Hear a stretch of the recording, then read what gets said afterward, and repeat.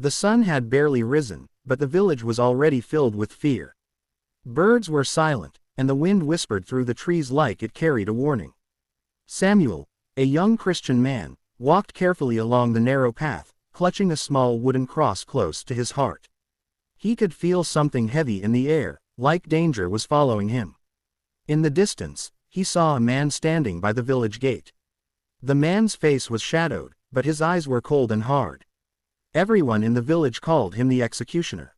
Today, Samuel learned, the executioner had been ordered to punish anyone who refused to follow the ruler's strict rules.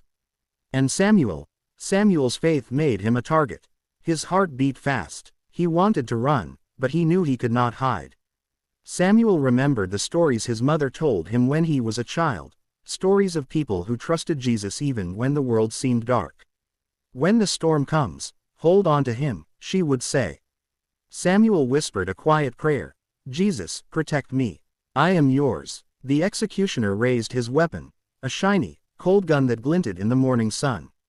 Every villager nearby watched, frozen in fear.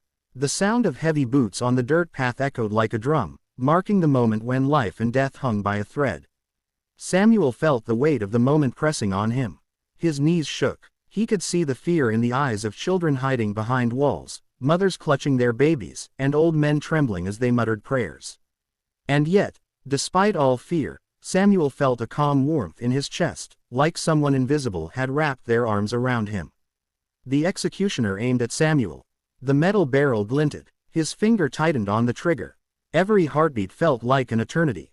The villagers gasped, and Samuel closed his eyes. He could almost feel the bullet cutting through the air toward him.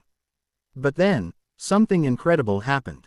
A powerful force, stronger than anything Samuel had ever felt, stopped the bullet midair.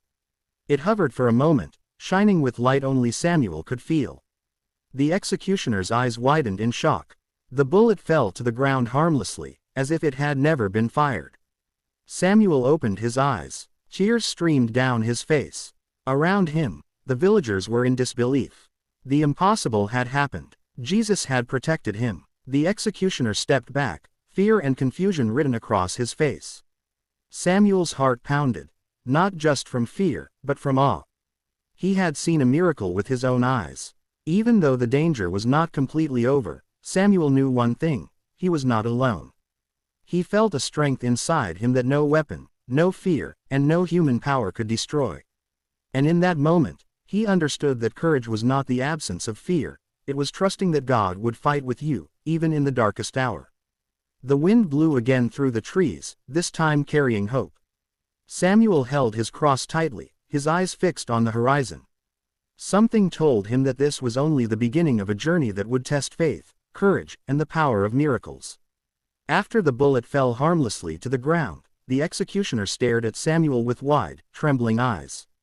His pride and anger battled with fear, and for the first time, he hesitated. Samuel didn't waste a second. He turned and ran, his feet pounding the dirt path as fast as they could carry him. His heart raced like a drum, and the cross around his neck swung with every step, shining in the morning light. Behind him, the executioner shouted, his voice rough and sharp. He raised his gun again, but the bullet did not come. Samuel glanced back and saw the same invisible force hovering around him, protecting him. His mind struggled to understand, but his heart knew the truth: Jesus was with him, guiding him, shielding him from harm. The village seemed to blur past Samuel as he sprinted. Women screamed for their children to hide, and villagers fell to their knees, praying for him. Trees whipped past like giant arms reaching for him. Each step felt heavy, but the courage inside him felt even stronger. The executioner wasn't going to give up. He cursed under his breath, anger burning in his chest. He had never failed before. People feared him, and now, this one young Christian had humiliated him without even touching him. He gritted his teeth and ran after Samuel, determined to finish what he had started. Samuel ducked into a narrow alley between two old houses. Dust swirled around him, stinging his eyes. He could hear the executioner's boots pounding closer. His chest hurt from running, but he refused to stop. He whispered another prayer: Jesus, show me the way. Help me escape. Suddenly, a stray dog barked loudly, startling the executioner. Samuel seized the chance and darted into the forest at the edge of the village. The forest was thick, filled with tangled roots, sharp branches, and shadows that seemed alive. Samuel stumbled over a root, scraping his hands and knees, but he kept moving. Every brush of leaves against his skin reminded him that danger was near, but also that he was not alone. The forest seemed endless, dark and heavy, yet Samuel felt a strange light in his heart. Every step he took, he felt a whisper of courage. Do not fear. You are mine. Samuel's legs ached, his lungs burned, but he pressed forward. Meanwhile, the executioner slowed for a moment, frustrated. The forest was unfamiliar, and he could feel the invisible barrier around Samuel, like something was holding the young man away from harm. Rage and fear twisted inside him. He had guns, power, and authority, but none of it worked here. None of it could touch Samuel. Hours seemed to pass as Samuel ran deeper into the forest. Eventually, he came to a small clearing. Sunlight broke through the trees, creating a warm, golden patch on the ground. He collapsed there for a moment, gasping, his hands trembling. He looked around, feeling the forest alive, yet calm. The danger was not gone, but hope was near. Samuel lifted his head and looked up at the sky. Jesus, thank you, he whispered. I don't understand everything, but I trust you. At that moment, he felt a surge of strength he had never known. He knew that no matter what happened next, he had a purpose. His faith was his shield, his courage was born from something far greater than himself, and his journey had only just begun. The forest held secrets, paths, and shadows, but Samuel was no longer afraid of the dark. He was learning something important. Miracles can happen when you believe, and even the strongest enemy cannot touch a soul protected by God. But far behind him, the executioner's voice echoed through the trees, growing louder, angrier. Samuel knew he couldn't rest for long. The chase was far from over. And deep down, he felt that the next test would be even greater than the first. Samuel had run for what felt like hours. His legs ached, his clothes were torn from the thick branches, and the dirt smeared his face. But he couldn't stop. Not now. Behind him, the executioner's shouts still echoed, filled with rage and frustration. Each shout was a reminder that danger was never far away. The forest around Samuel was dark and dense. The trees twisted high above, their branches forming a roof that blocked much of the sunlight. Shadows moved like living things, and every sound, the snap of a twig, the rustle of a leaf, made Samuel jump. He pressed forward, careful not to make a sound. Suddenly, the path in front of him disappeared. A deep pit had been dug in the middle of the trail, almost invisible beneath the leaves and dirt. Samuel's heart skipped a beat. He stopped just in time, his foot hovering over the edge. One wrong step, and he could fall into the trap, and the executioner would be right behind him. Samuel's chest heaved as he looked around. He whispered a desperate prayer. Jesus, please, show me a way out. Do not let me fall. Protect me. Just as he felt the panic rise, a branch above him shook. A fallen log rolled across the edge of the pit, creating a small bridge. It was narrow, shaky, but strong enough to hold him. Samuel's eyes widened. He knew this was not by chance, this was a miracle. The invisible hand of Jesus was guiding him, even here in the dark forest. Carefully, Samuel stepped onto the log. His balance wavered, but he focused on trusting the guidance he felt deep in his heart. Halfway across, a twig snapped loudly under his weight. He froze, afraid the executioner might hear it. But the forest seemed to hold its breath. No one came. No one could see him. Samuel made it safely across the pit and continued deeper into the forest. Every step felt like a battle, but his courage grew stronger with each miracle he witnessed. The executioner, meanwhile, was cursing and growing more desperate. He could feel the young Christian slipping further and further from his grasp. After a while, Samuel came to a small stream. Water ran clear and cold, sparkling in the dim sunlight. He knelt and drank, feeling the chill wash over his face and hands. It was refreshing, almost magical. The forest, though dangerous, seemed to provide for him. Even the smallest creatures, the birds, the squirrels, and the insects, moved as if they were protecting him too. As Samuel rested for a moment, he heard the executioner approaching. His footsteps were louder now, more aggressive, as if he was determined to end this chase. Samuel's heart raced, but he felt the invisible shield of protection surrounding him again. He could sense that Jesus was near, guiding him, giving him strength. Suddenly, the executioner appeared on the other side of the stream. He raised his weapon, ready to shoot. Samuel's eyes widened in terror, but before the gun could fire, the stream seemed to rise up like a barrier. Water splashed and swirled between them, forming a wall that the executioner could not cross. His gun aimed, but the bullet stopped mid-air again, harmlessly falling to the ground. The executioner screamed in frustration, pounding his fists on the water barrier that would not let him pass. Samuel felt tears of relief streaming down his face. He whispered again, "Thank you, Jesus. Thank you for protecting me." He knew the danger was not gone, but he also understood something important. No matter how strong the enemy, no matter how fast the chase, a soul protected by faith could never be defeated. Courage, he realized, was not running away, it was trusting in something greater than himself. The forest seemed alive with whispers of hope, rustling leaves carrying messages of courage. Samuel wiped his tears and continued walking along the stream, determined to escape. The executioner's anger still echoed behind him, but Samuel felt unstoppable. He was learning a truth more powerful than fear. Miracles happen when you believe, and faith can move mountains, even stop bullets. Samuel followed the stream deeper into the forest, the sunlight now dimming as the canopy thickened above. Every shadow seemed to watch him. Every sound, a snapping branch, a rustle of leaves, made his heart leap. He had escaped the pit and the water barrier, but he knew the executioner would not give up. Hours passed, and exhaustion weighed on Samuel's body. His feet were sore, his legs shaky, and his clothes torn. Yet inside him, a fire of courage burned brighter than ever. The invisible presence of Jesus seemed to surround him, filling him with strength that went beyond his human limits. Suddenly, a faint whistle drifted through the trees. Samuel froze. His heart pounded in his chest. He knew that sound. It was the executioner, and this time, he wasn't alone. Samuel's eyes scanned the forest. Hidden behind thick bushes, he could see shadows moving. Other men were emerging, surrounding the path ahead. Samuel realized he had walked straight into an ambush. Fear gripped him like a vice. There was no way forward, no path to run. The executioner raised his gun, a cruel smile on his face. "Nowhere to hide, boy," he growled. "This ends today." Samuel's knees shook, but he held his cross tightly. He whispered, "Jesus, I trust you. Save me." His voice was small, but full of courage. As the executioner advanced, raising his weapon, something incredible happened. The forest itself seemed to come alive. Trees bent slightly, as if creating walls to block the enemy. The men tried to move closer, but thick roots rose from the ground, tangling their feet. They stumbled and fell, shouting in panic.